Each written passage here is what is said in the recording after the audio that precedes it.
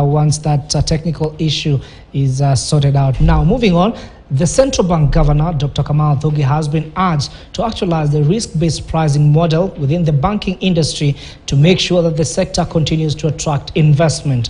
Speaking exclusively to KTN, EFG Hamis Director of Frontier Banks, that is Ronak Gadhia, said that this will ensure that the sector remains a viable option for investment, even as he expressed his concerns over the rising number of non-performing loans, which currently stands at 14%.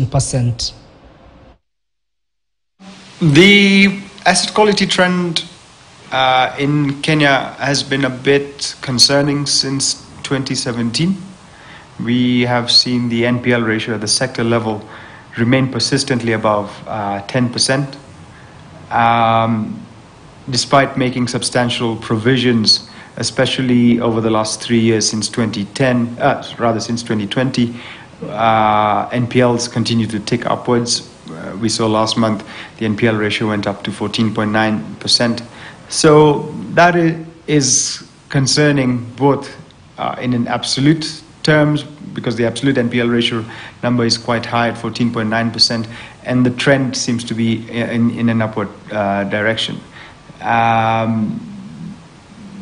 So yeah, I would like to think, I'm hoping to see some more urgency from the next central bank governor in terms of tackling the core reasons for the increase in NPLs, and more importantly, how they're going to get back to normalized levels or single-digit levels. Ultimately, you want banks to have the ability to price risk based on the underlying riskiness or creditworthiness of the borrower.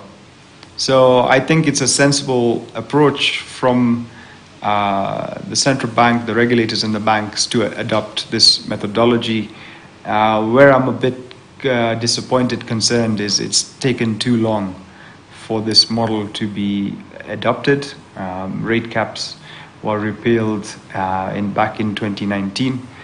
Here we are 4 years later, still having these discussions that some banks haven't been able. All right, we want to cross over back to Noah Kipkemboi. Noah, you were telling us about extractives.